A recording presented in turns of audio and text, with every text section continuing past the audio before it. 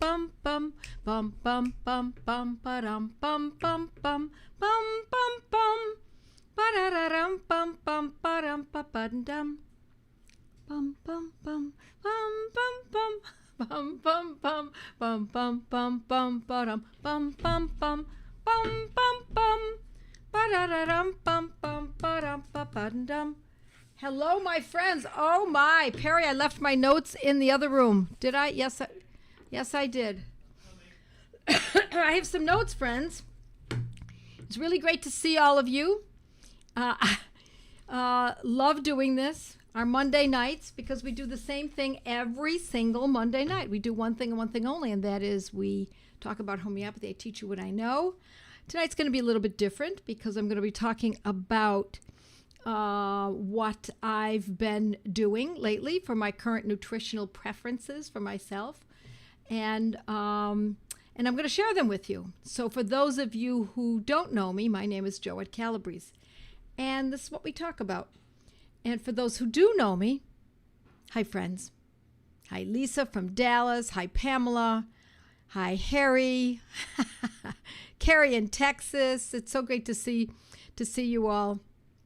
Wonderful to see you. Harvest moon. It's right, Amy. It's a harvest moon.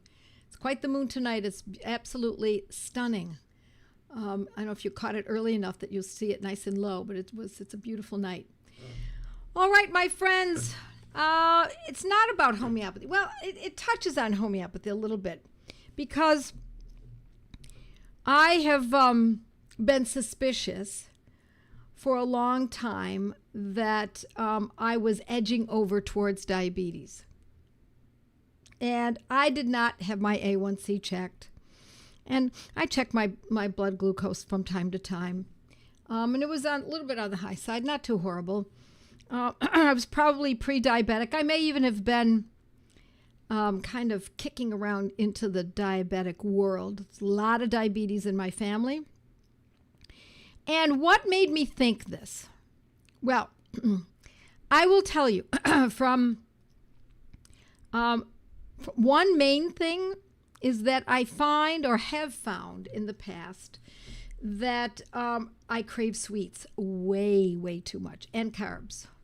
Now, I've been on what I would call a keto carnivore lifestyle for a very long time, very long, 32 years. Weston Price Foundation work I've been involved with that organization, and I've followed Dr. Weston Price's work over these many years. And and those of you who know anything about Dr. Weston Price, you'll know that it's focused on meat and good quality dairy.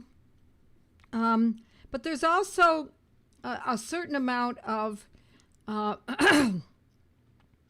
let's say, instruction to be able to use grains and to use them properly. There's no doubt about it, but to use grains. And so it's interesting because in my travels, I've been vegan many years ago. I'm talking 40 years ago, and macrobiotic, vegetarian too. And then I got more and more strict. I even grew my own wheatgrass. Yes, I did, my friends. And I clipped it every morning or so and juiced my, ground my wheatgrass and drank that. And I found that in this, I hate to use the word journey. It's so trite, but I will use it. In my nutritional journey, things have changed. I've eaten my hat. I do a lot of that, and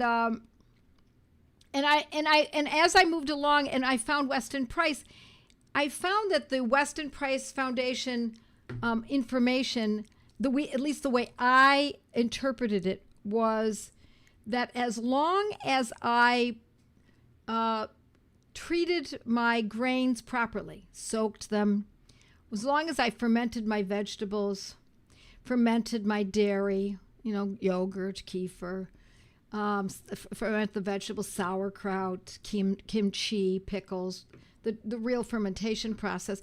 As long as I soaked my grains, I soaked the nuts, that all of that was kind of, for me, a free-for-all. So in other words, what I think that I was missing, that I'm not blaming the Weston Price Foundation or Dr. Weston Price himself, but I think for me, I was missing to what degree. And so over the years, I've lost weight, I've gained weight, I've lost weight, I've gained weight. And that has been a concern. And where I gain the weight is what really has directed me to thinking I have an insulin problem. And where you gain the weight, if there's an insulin problem, it's in the belly. That's where it's gained. Just know that. That is one of the most obvious telltales that there is an insulin problem. And I also found that when I didn't, so there were times when I craved carbs and sweets, that if I didn't get them, or if I couldn't get to a meal fast enough, especially if it included carbs or sweets, I would feel a little shaky. Now, that wasn't frequent, but it happened enough times that it led me to think that something bigger was happening. And I've known this for a very long time. On and off, I've known it, but it's only recently that I've decided to tackle it. Now, this is how it's connected to homeopathy. Why don't I just use the homeopathic medicines that I teach for diabetes? Or I teach that in the Good Gut, Bad Gut course. Why not just use those medicines and just call it a day? Why not just use medicines such as syzygium to cut down on my cravings? Why not use chelidonium to deal with the fatty liver, which is probably a big part of this as well? Why not do that? That is certainly available, and I learned that in when I worked with the Banerjees in Calcutta, because diabetes is rampant in Calcutta. But I have to tell you, in my reading, in my studying this, I have to tell you, I think diabetes, or at least insulin anemia is rampant here too. I think that we are all encouraged to eat cereal. Thank you to Harvey Kellogg of Kellogg's from the 1800s. To his competitor Post, I forgot his first name, because people did not eat like that. They didn't have grains for breakfast. They had bacon and eggs. They had ham and eggs. They had whatever meat was around, and eggs for hundreds of years. And so I have found that for me, I've been on a 99% carnivore diet for 7 months and 2 days. And I will tell you, I'm not telling you that you must eat this way. That's not at all what I'm saying. But I'm saying that I have found it to be good for me. Now, I have learned through the years that I test things out on myself first. I test out classical homeopathy on myself and my family first, and I did that for 15 years, and I also worked with clients that way. And I tested out eating this, vegan. I tested out eating macrobiotic for a year. Each one was years. It was not months. It was years, both of them. And I wanted to test this out, and what I'm learning is information that is certainly worth sharing. I am not going to tell you, my friends, that you must do this, but I do believe that this is pretty darn close to the correct human diet.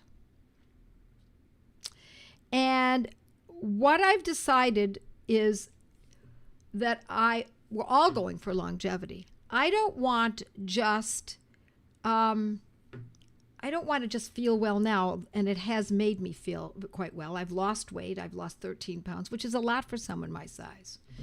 But my sleep is amazing, which I have not had that's been that consistently good. I feel my body feels different. I feel muscular, and I'm walking. I'm walking a good deal every day. And I'm moving more. There's no doubt about it. But I think I'm encouraged because I'm feeling so different from this diet because I think I'm building muscle. Not I think I am. I can feel it. I can see it. My body is kind of it's like a recomposition of sorts. And yes, I eat eggs. I eat a lot of eggs. And when I say 99% carnivore, it means that, for example, today I had lunch with my cousin. I went out to lunch with him. And he had a sandwich, and I ordered a burger. Just a burger patty with some Swiss cheese on it. No lettuce, no tomatoes, no pickles, no ketchup. And French fries came with it, and I said, no, thank you. And then my cousin said, well, I'll take the French fries. And I said, great, you take the French fries. So we got the French fries. And I ate 2 little tiny French fries. So I did break my carnivorous ways, but it doesn't happen very often. And a couple days ago, I had a little slice of an avocado that came with my husband's meal. Now, my husband's doing this with me. And we are both noticing extremely good results. Now, I would not say that I have arthritis per se, but I do find that if I run down the stairs, I can feel a little something in my knees. Nothing horrible, but certainly something that I feel more agile, more limber. I don't feel that little sensation in my knees any longer. I've had arthritis in my toes that were painful, not horrible, nothing horrible, and a little swelling, and the pain is completely gone. I mean, completely gone. The swelling remains, but it's not as prominent as it had been. What else have I noticed? My energy is consistent. It's amazingly consistent. There were times when I would need to take a little, it's a euphemism calling it a power nap in the afternoon for 15 minutes. But not only do I not need that, I don't want that. I've got too much to get done, and I have so much energy that I wouldn't be able to even force myself to do that now. So I'll answer some questions, and then I'll get into some of the rules that I have created for myself in order to keep this going. I am an O blood type, but I have to tell you, Nancy, I don't think it matters in the least. I think this is the correct human diet on many levels. Last week you mentioned a change of diet for a short time. Many years ago, I suffered from chronic indigestion and used Tums or Rolaids constantly. I used a 100 tablet bottle every couple of weeks. My father did that too. I went on a low-carb diet for 6 months, no grains, no wheat, no sugars. The thing that surprises me was that the indigestion went away and hasn't come back. That's right, not even a little. It's been over 25 years since I had indigestion. Oh my gosh, that's so beautiful, Thomas. Love it. Love it. And welcome, Thomas. It's nice to see you. No fruit. No fruit, no vegetables. Well, except that I had that little piece of avocado, as I said. And I took those 2 little French fries today. Let's see what everybody else is saying, too. I had the same with my dog. Okay, people are talking about all kinds of things they're sharing. We want to thrive, not survive. Thank you, Melissa. You're absolutely right. And I have also noticed that by eating this way, the work is so much less. I get a couple of pork chops, 2, 3, 4 pork chops, throw them on the grill. My husband puts them on the grill, and that's what we have. I'll have 1. He'll have 3. Sometimes I have 1.5. Or I'll make patties, ground beef patties, and we throw them on the grill. There's no frying pan. There's no chopping vegetables. There's no salad dressing to make. We'll have bacon and eggs. I don't normally eat breakfast these days. I just don't have the hunger. My hunger has dropped enormously. But I make breakfast for my husband. I make him 4 eggs, bacon, 4 eggs, ham, 5 eggs. Sometimes we have smoked salmon. We have fish sometimes in the evenings. And it is a very simple way of living. And because I have such a busy day, I welcome it. Now, some might say it's insipid. But it isn't. And as an Italian American, I have to tell you, food has been extremely important in my life. It's been front and center. And I realized that it was too much front and center because I was looking at food as the center of my life in many ways, not obviously not the full center, but one of the centers in my life. And I spent too much time thinking about it, talking about it. My brother and I share recipes, etc. And I decided that I needed to get food out of my life as entertainment. What I really want is the camaraderie, the time spent with my husband across the table from me, with my children, with my brother, with my friends. That's what I want. And as much as I always fancied myself somewhat of a foodie and always went on vacations based on the really coolest, funnest, most exciting restaurants, I'm not thinking that way any longer because I can go to and I still love going out to lovely restaurants, but I still order a ribeye or some shrimp or a burger. And do I eat cheese? Yes, I eat some cheese. And I'm eating not as much cheese as I would like, because if I had my way, I'd be eating cheese all day. But I'm cutting back on that as well because I find that when I eat too much cheese, I feel fluffy, puffy. Yeah, I have one of your articles where you made your own homemade ice cream and you would give your teenager boy because it had great protein. Yes, I did. Yeah, and I think that homemade ice cream was raw milk, was raw cream. Yes, yes.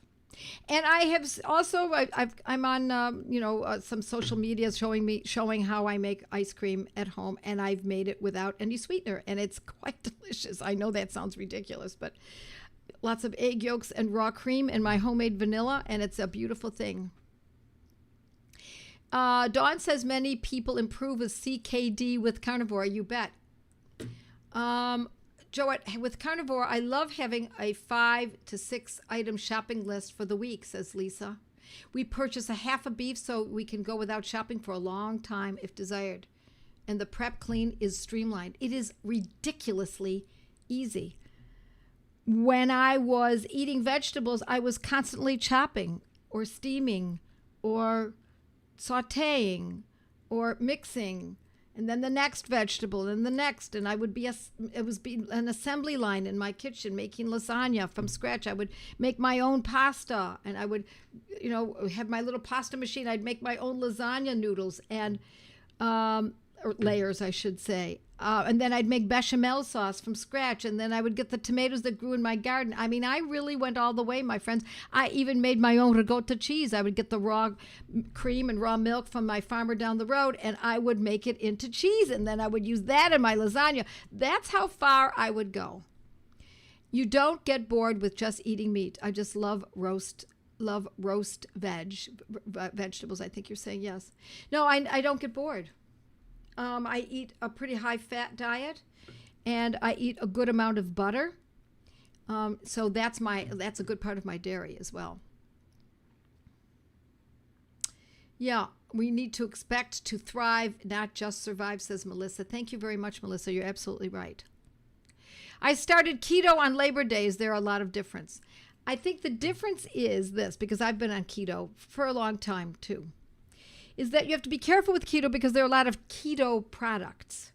Keto candy bars, keto cookies, keto cereals, keto breads, and that's where it's easy to stray away from the simple foods that are pure nourishment. Think how important protein is. Let's see.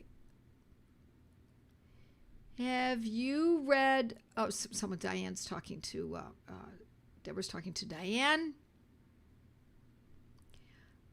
All right. I'm doing a lot of meat, not dirty keto. Yeah, yeah.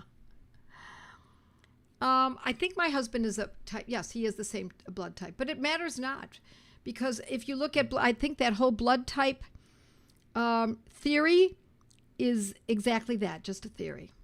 And look, we don't really know do we, what the perfect human diet is? Do we know? Have we done studies? No, we can only go by anthropological information. Mr. Stephenson, am I saying that right? Stephenson, who lived with the Inuits in Alaska and in northern Canada, and what they've reported, what Weston Price reported. It's really reports from those who have lived and have studied and learned from those people who had longevity, etc. So you just eat more meat than you would have when you had carbs. I don't eat that much meat. It's surprising. I don't need that much. In the beginning I did, but after a while I didn't.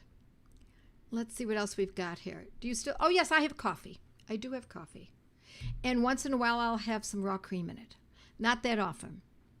What do you say to people who tell you that's not a balanced diet without the proper proportions of vitamins? Oh my gosh, it's the perfect. You can't get more vitamin rich, more anti-inflammatory and vitamin packed than red meat. There's nothing out there like that. Those meats that come from an animal that have 4 stomach units or sections of the stomach are the most nutrient packed. I'm sorry, spinach doesn't cut it. Listen, there are a lot of vegetables I love. I love artichokes. I love potatoes. I love cardoons. I love all of those kinds of things. No comparison. No comparison to animal protein and beef, bison, lamb. It just doesn't even come close. I've learned that meat is digested in the upper stomach and is very easy on the lower digestive tract, making it easy for people to heal from things like irritable bowel syndrome and Crohn's disease. I think that's so. But that is not the reason that it necessarily is such a good diet. I believe that the reason that it's a good diet is because it's anthropologically correct. I think that people ate vegetables and grains, especially grains and legumes, when there was nothing else to eat. Do I eat salmon? Yes, I eat salmon, but it doesn't fill me. It's not as satiating as a good piece of chuck meat. I love beef. Keto wouldn't be a problem for me, says Elizabeth. Yeah. Organs are nutrient dense. You're absolutely right, and I do eat organs. I eat liver. I eat it about once a week.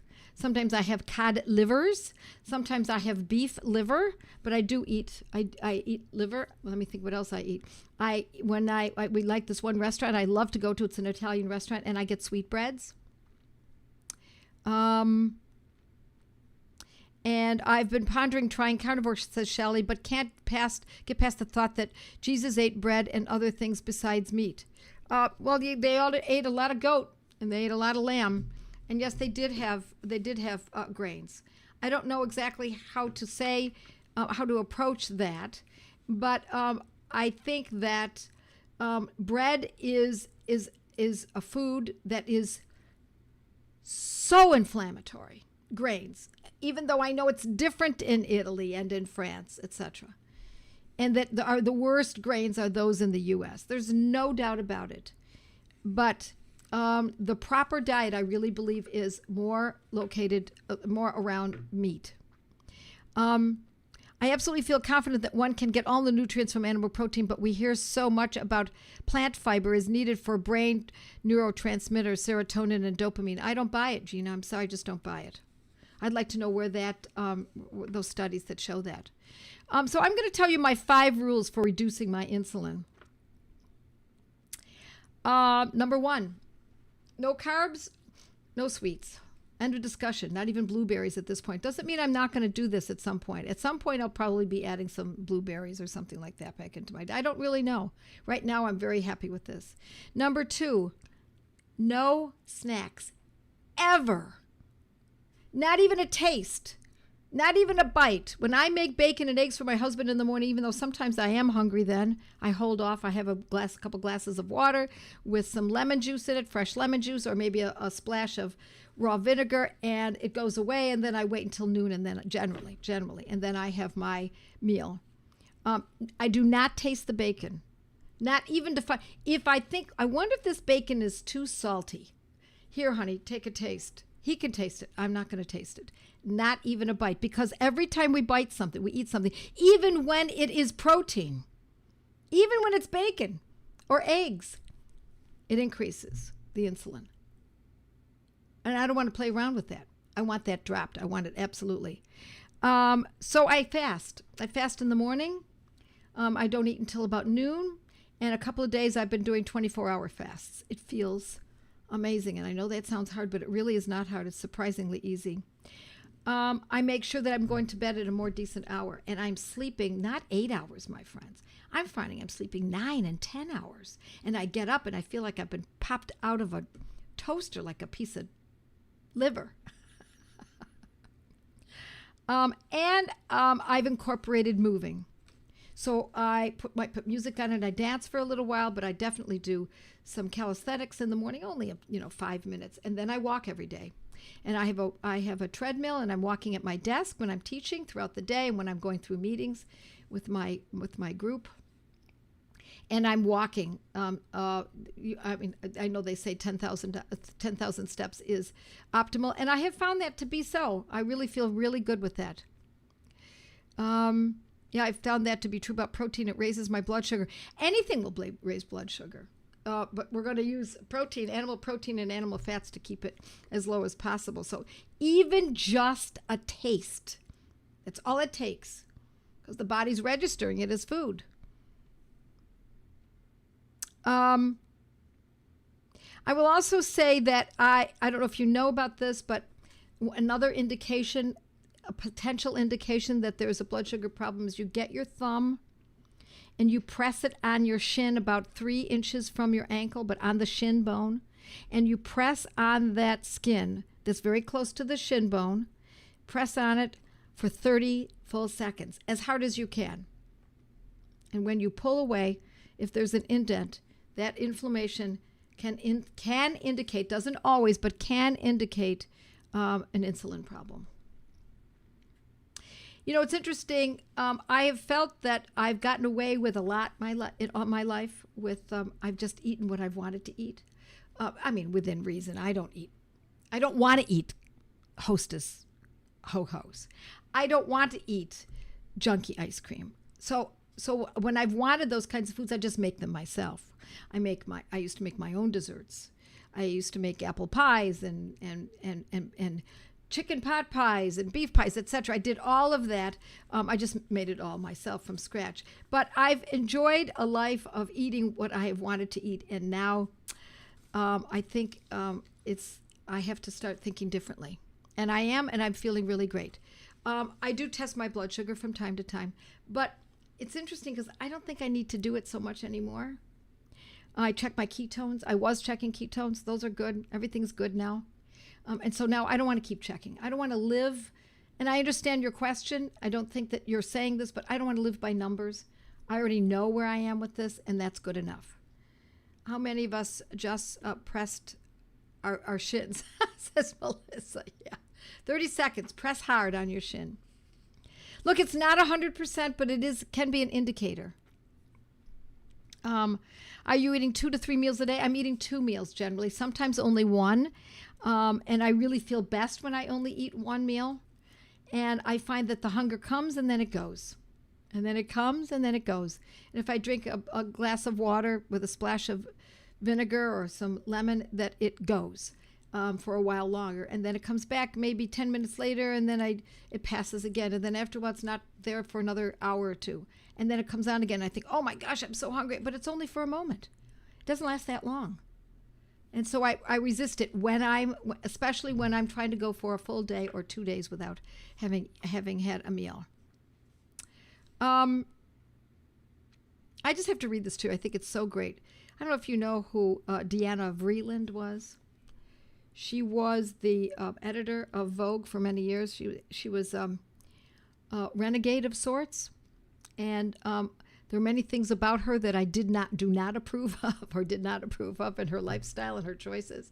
But I have to say that she was a highly motivated person, and I like some of the things that she said. And she said this, and I've repeated this, I think, in our academy. There's only one very good life, she said, and that's the life you know you want, and you make it. yourself. And I think that's so true.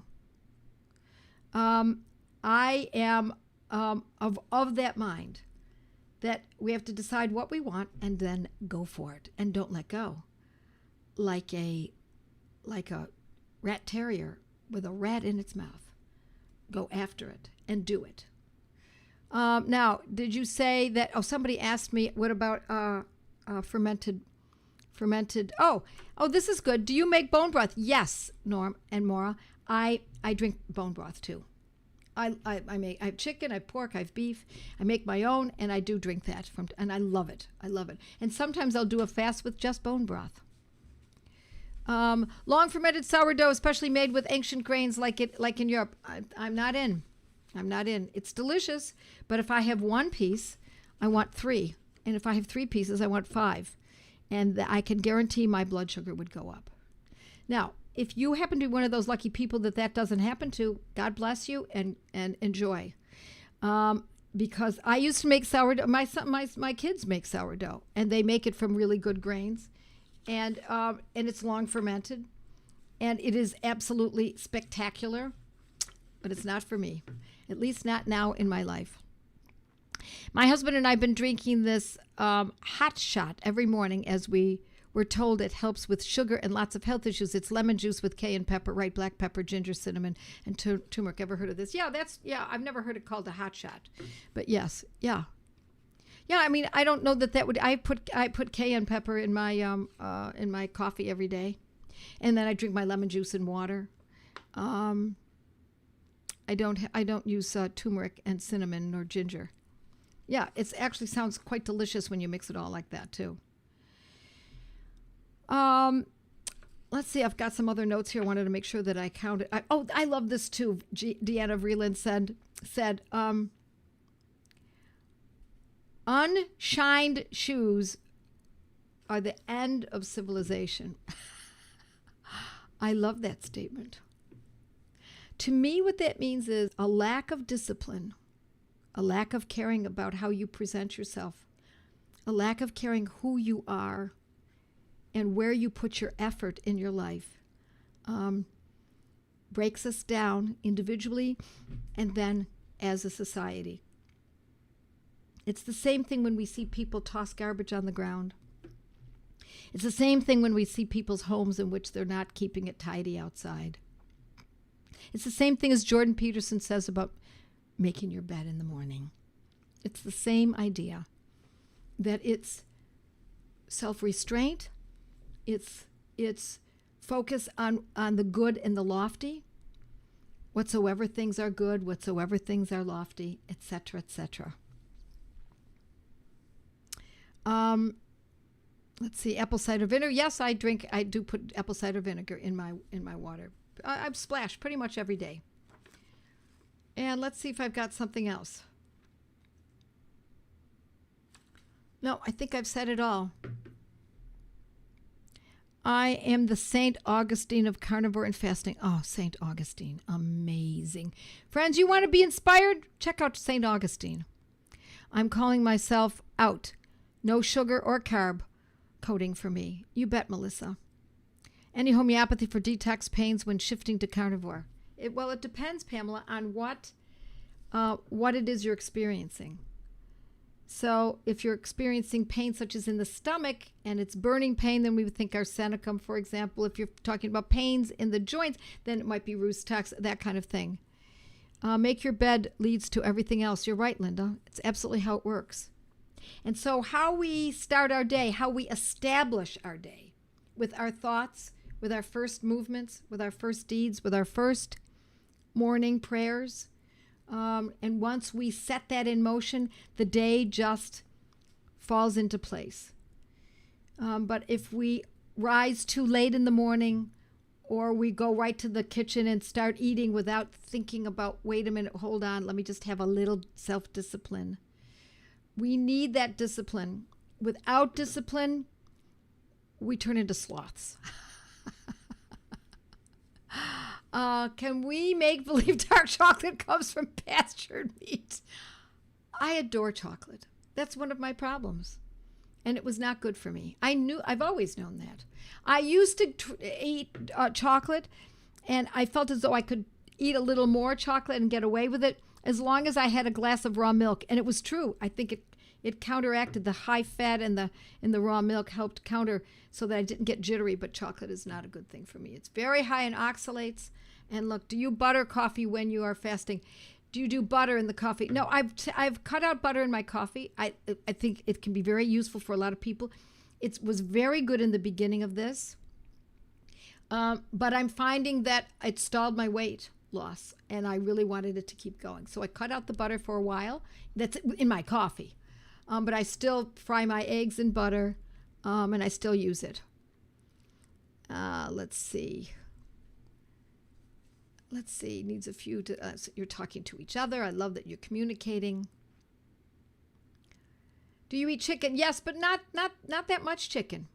Chicken's acceptable. Beef, lamb, bison is superior. Superior. It is the finest food as far as I'm concerned. Red meat. Everything they've told us, is this not any different than we've already known? What they tell us about education, it's the exact opposite. What have they told you about medicine? It's the exact opposite. What do they tell you on a day-to-day basis about what you should be ingesting in terms of drugs, etc.? It's the opposite. What have they told us about? You name it, my friends. No matter what it is, whatever the word is out on the street, it's the opposite. And once you start looking into it, you'll probably see what I mean. What about venison? I eat venison. I don't have venison. I don't have venison available to me lately. I eat moose. I have a neighbor who gives me moose from time to time. What about rabbit? Yeah, rabbit is high in protein. You're absolutely right. I have eaten rabbit, but I don't eat it now. I don't go for it. 100% grass-fed beef, lamb, etc.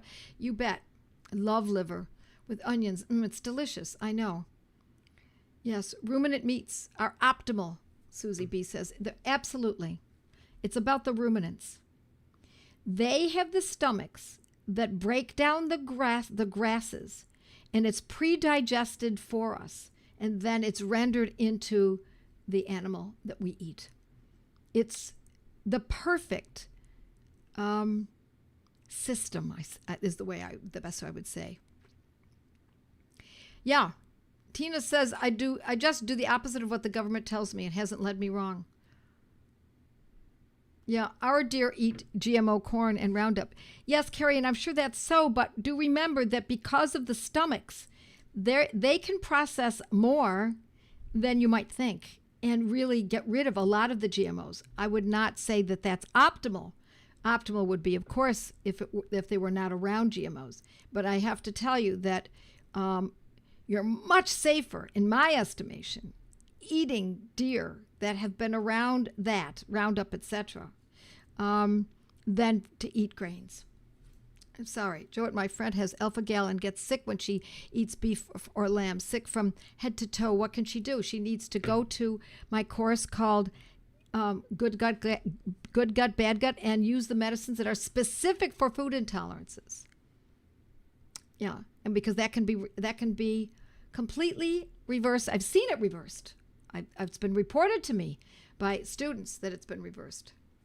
Look up Dr. Ken Berry, Dr. Anthony Chafee, and Dr. Elizabeth Bright, and Dr. Sean Baker, says Susie B. She's got it. That's exactly right. Look, take a look at what Susie B is saying. Look up Ken Berry, Dr. Ken, all on YouTube. Lynn says, I eat beef and lamb, cannot eat bunnies. Yeah. Well, I know. I feel that way sometimes about, Hassenpfeffer, right. It does. I mean, a lamb. How sweet is that? But I have to tell you, it's the circle of life. I think, look, if I'm turning people off, I'm sorry. This is just what I'm doing. And I'm not telling you that you must do this. I'm just giving you some ideas to consider. Because I've been doing this for a very long time. I mean, I've been studying and reading and trying to get a handle on nutrition for at least 40 years. And before that, it was all about gourmet and trying to learn the most interesting foods. Aldi does carry organic meat. I've been treating an ulcerative case with carnivore and homeopathy. All is healed, but a tiny bit of a bloat. Lycopodium not working. Any suggestions? Yes, Dawn. Think of carbo-veg. I'm not saying don't jump on it, but think of carbo-veg as one of our great medicines for bloating. We eat our ducks and chickens, says Ellen. Yep. Very good information out there, friends. So I urge you to think about that. It's already, goodness sakes, look at the time. I'm going to my Mighties now, and I'll answer questions there. So many good points. I would love to keep going, but I'm sorry that I'm going to move to the Mighty. So if you're a Mighty, stay with me, and we will move on. Are we ready, Perry?